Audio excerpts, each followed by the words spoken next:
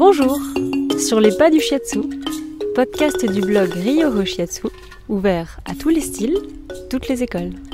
Je suis Mathilde Mignot, shiatsushi. Si vous ne pratiquez aucun sport, je vous conseille vivement de vous y mettre parce que le shiatsu c'est exigeant, c'est une discipline quand même exigeante. On est sur futon, on est donc au sol, ça dure 3/4 d'heure, 1 heure, voire plus. Donc on va avoir des jambes solides, le hara solide, il faut durer et le mental également. Aujourd'hui, entretien du corps des shiatsushi avec Émilie Signavong. Bonjour, moi c'est Émilie Signavong, donc j'ai débuté la formation de shiatsu en 2013. Je reçois depuis 2017.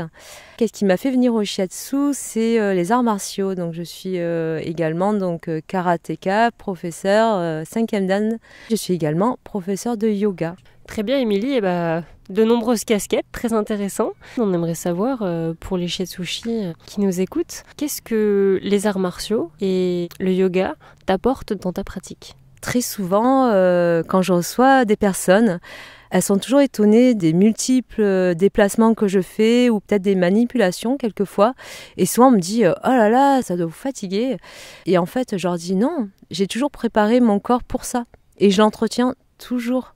Donc ce n'est pas fatigant, pour moi en tout cas, car j'ai une pratique régulière. Le karaté, ça m'a permis de beaucoup d'ancrage, de mobilité dans le bassin et le yoga également. Mais il y a cette dimension aussi de ralentir au yoga plus qu'au karaté encore. Et alors du coup, le yoga, est-ce que ça t'aide à pouvoir te détendre, à pouvoir amener cette douceur et cette lenteur qui est aussi le shiatsu? Oui, complètement. Bon, le karaté, la partie kata, mais le yoga également, ce sont ce qu'on peut appeler des méditations actives. Et en shiatsu, c'est une méditation active que l'on fait. On est à l'instant présent.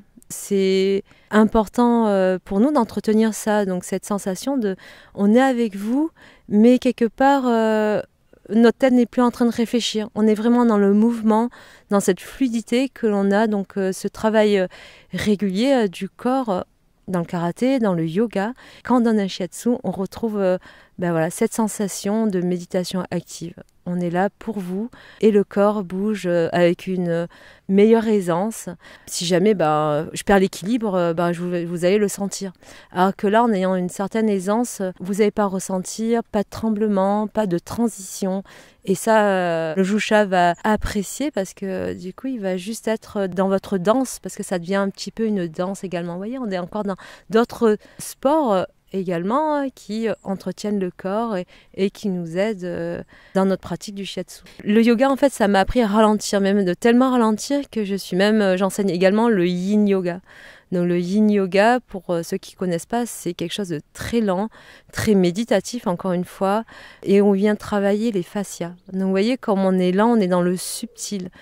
Un shiatsu, c'est pas forcément tout le temps rapide, c'est pas monotone, c'est comme je vous parlais de danse tout à l'heure, et là c'est pareil, ça me donne une plus grande gamme de rythmes. Dans un shiatsu, quand on donne un shiatsu, parfois on va être rapide, quelquefois on va rester écouter les organes, respirer, les tissus, s'étirer tout doucement. Donc ça, il faut de la lenteur et de l'écoute.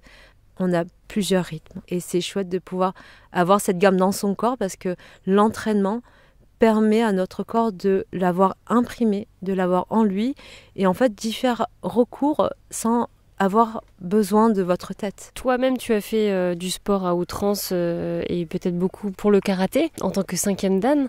Est-ce que tu peux nous dire s'il y a un côté peut-être un peu trop fort pour cette pratique, les effets un peu néfastes sur le corps? Oui, complètement. Je me suis blessée un petit peu comme tout le monde, donc sur rien du tout, juste parce que le corps, il vous rappelle à l'ordre. Et vous dit, là c'est trop. Et là, je me suis fait une entorse du genou. Mais c'est pas quelque chose d'isolé. De nombreux karatékas, de nombreux judokas. En fait, tous les sports à haut niveau ou à outrance, parce qu'il n'y a pas seulement des sportifs de haut niveau, il y a monsieur et madame tout le monde qui font du sport tous les jours. Et on en a plein dans nos clients. Ça, c'est bien de leur savoir et de leur apprendre à ralentir. parce que leur corps le rappelle. Certains ne l'écoutent pas. Et donc, continuent de s'entraîner, de se reblesser, et encore, et encore, et encore. Et jusqu'à le corps, à un moment donné, il ne pourra plus faire de sport. Donc, si on veut durer dans le temps, va falloir déjà apprendre à l'écouter et de lui donner une réponse. Donc, la réponse, c'est de peut-être faire autre chose pour l'entretenir. Pour les shiatsushi qui nous écoutent, est-ce que tu recommanderais que dès la première année d'apprentissage, en fait, ils commencent déjà à se mettre à du yoga, de l'exercice physique, peut-être du qigong, peut-être... Ah mais complètement, si vous ne pratiquez aucun sport, je vous conseille vivement de vous y mettre. Parce que le shiatsu, c'est exigeant, c'est une discipline quand même exigeante. On est sur futon, on est donc au sol, ça dure 3/4 d'heure, 1 heure, voire plus. Donc on va avoir des jambes solides, le hara solide. Faut durer. Et le mental également. Vous vous rendez compte ? On a une personne qui se présente à nous, qui nous fait confiance. On doit tout donner quelque part. Donc pour tout donner, faut qu'on soit au top niveau, au niveau physique et mental et énergétique. Donc effectivement, il y a plein. Vous avez le choix. Il y a de l'aïkido, du qigong, le yoga, de la danse. Peu importe, vraiment quelque chose qui vous fait vibrer, qui vous demande de la concentration et du lâcher-prise à la fois. Laissez votre corps bouger, s'exprimer et votre mental tranquille.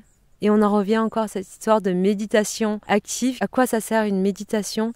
Ça sert à vous débarrasser de tout ce qui va vous gêner en fait, toutes les pensées inutiles. Et donc c'est ça qui va vous permettre... quand vous donnez un shiatsu, de ne pas penser peut-être à la liste de courses ou pas penser à « oh là là, j'aurais dû faire ça, j'aurais dû travailler tel point. » Non. Une fois que vous êtes dans votre shiatsu, vous êtes dans votre shiatsu et pas dans autre chose. Et pour bien favoriser cet entretien, est-ce que tu dirais que c'est vraiment à répéter tous les jours ? Oui, complètement. C'est plutôt à faire tous les jours, mais varier les plaisirs. Ne faites pas tous les jours, j'en sais rien moi, 10 km, en course à pied. Vous allez vous déglinguer. On vient juste de dire qu'il ne fallait pas faire du sport à outrance. Varier les plaisirs. Ça peut être une fois de la course à pied, une fois du qigong, ça peut être du yoga, ou juste un petit peu de méditation, ou même, j'allais dire, ça c'est plutôt tous les jours quand même. Parce que si vous allez faire quelque chose...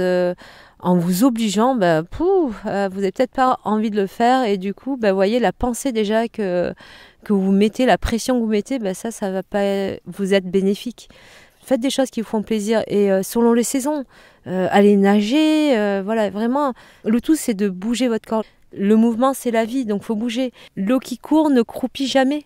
Vous voyez, ça a tout son sens. Eh bien, merci beaucoup, Émilie, pour toutes ces explications. Et pour les personnes qui nous écoutent, Émilie, où est-ce qu'on peut te trouver ? Je pense que vous l'avez entendu à mon accent. Je suis en Provence, donc quelque part à côté d'Arles, des Baux-de-Provence. Donc, je suis à Saint-Martin-de-Crau. Voilà, n'hésitez pas à venir me voir. Et bon entretien à tous. Merci, à bientôt. Merci à vous de votre écoute. Sur les pas du shiatsu est disponible sur les principales plateformes de podcast. N'hésitez pas à vous abonner, à liker et à faire connaître surtout notre podcast.